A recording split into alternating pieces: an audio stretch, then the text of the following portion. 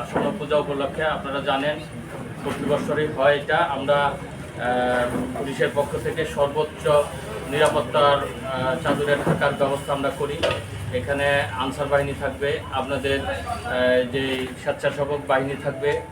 এবার নতুন সংযোজন হয়েছে হইল সিসি ক্যামেরা। এই সিসি ক্যামেরার ব্যবস্থা যদি থাকে তা আমার মনে হয় না কোনো রকমের ঝামেলা হবে। তারপরও আমাদের এই ইয়াগুলা আমাদের নাম্বারগুলো আপনারা রাখবেন, থানার নাম্বার এবং বিট অফিসার যারা আছে। হ্যাঁ, জেলা কর্ম পরিষদে রয়েছে। তো আরও যারা রয়েছেন আমি আসলে এনসিপি আমি জানি না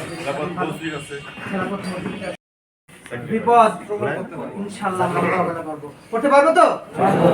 আপনার সাথে ইনশাআল্লাহ আমরা শীঘ্রই আমরা আমাদের প্রোগ্রাম শুরু করব। সবাই ভালো থাকবেন, সুন্দর থাকবেন। ধন্যবাদ।